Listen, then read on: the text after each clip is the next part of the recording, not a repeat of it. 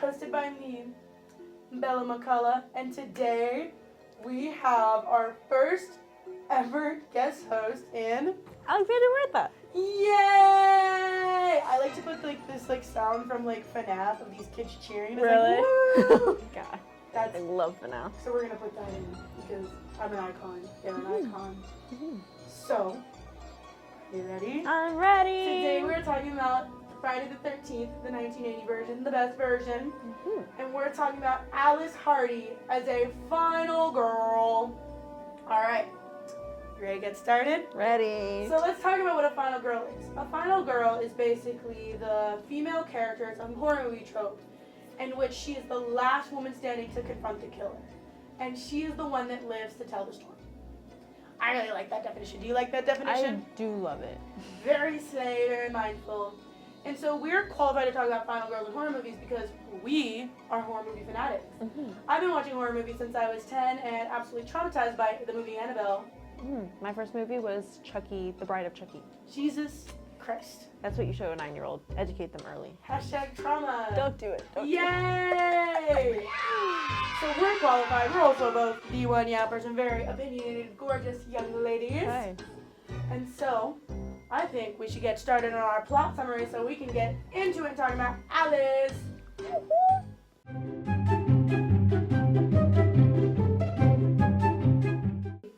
So Friday the 13th starts out with a set of flashbacks with the death of Jason Voorhees where he drowns in a lake. At the, basically the mishappenings of the counselors who weren't paying attention to him. And so they cut to these two counselors making out and then some mysterious figure killing them, causing the camp to be shut down for an indefinite period of time. So basically, we cut to present day where all the camp counselors are starting to come together and get ready for this year's camp session. And during this time, all the townies are like, do not reopen the camp. That's a bad idea. People are finna die. Finna be in the pit. Finna be in the pit. I think I'm really funny. People are gonna die, and they don't believe them. And then this mentally ill friend sneaks into the camp and's like, hey, y'all are going to die, you need to leave. And they go, we don't need to. And so throughout this time, tension starts building, really weird and creepy things start happening, like they're being followed and stalked. And eventually, each counselor meets their end one by one. All but one. Not Sally. That's Sally Hardesty from Texas Chainsaw Massacre. Woo. Alice Hardy. The last names mess me up. So Alice Hardy, basically, she didn't even want to go to camp in the first place. She was trying to leave, and the owner of the camp's like, no, stay. Well, you'll love it here. She is not going to love it here. She, in fact, hates it here. She's basically being convinced to stay and ends up having to deal with all of the people around her dying, including this one gory scene where there is a dead body and there are two people having relations next to the dead body unknowingly. It's nasty. I don't like it. That's just me, though. But throughout the film, eventually Alice ends up barricading herself in a room to try and protect herself from the killer. And then Pamela Voorhees, the original Friday the 13th slasher, appears. And Pamela ends up being possessed by her son, who's like, kill them all. And so Pamela's like, I bet. And so Pamela goes to kill Alice, and Alice decapitates her with her head with a machete. Proceeds to try and escape through on a canoe, and is pulled down and drowned by the original, the man of the hour, Jason Voorhees. So eventually, she is rescued by EMTs and brought to the hospital where she wakes up. And she asks where the boy is, and they go, what boy? And she's like, the boy that pulled me under. And they go, there is no boy. And she stops, and she goes, then he's still out there. And that's the end of our plot summary. So I know it's brief, but I was told to cut it down from some feedback. And so let's move on to Alice as a character. Yeah.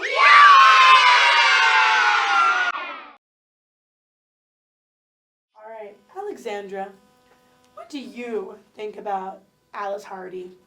I love kind of Alice Hardy. I've never seen this film before, and it was my first time getting to watch it, and she had a lot of strong intuitions going from the start. Like, her gut was kind of like, this place feels weird, maybe I should leave. And after being, you know, slightly convincing, like, yeah, you should stay. I mean, it's how the plot continues. I can't blame her. But, you know, she had some really good survival tactics, being like, you know what, we should try to just leave. Let's leave. And then they were like, actually, no, it's fine. Everything's fine. Everyone's missing, but they're fine. Everything's fine. This is fine. It's fine. Even when she barricaded the door and everything, I was like, girl. Miss Girl, you should have already been out of here. You're too smart for all these people. I just laughed. So Alex didn't even want to stay. Like, I agree with you completely. Like, it. Oh, I'm gonna have to bleep that. Darn it, I've been so good. It's been 4 episodes without cursing. Oh, no. I'm sorry, Mom. I'm sorry, Grandma. I'm sorry, Dad. And Grandpa. I feel like we left out. My bad. I've been really good about it, but she should have left. Yeah. Straight up should have left. I really like her character, though. She's kind of a bad bee, and I really respect it. She's a bad bee in when she's, like, trusting her gut. In general, though, I feel like she could have been better. But I think let's save that for ratings time. Yeah. All right. You guys ready to go on another ratings?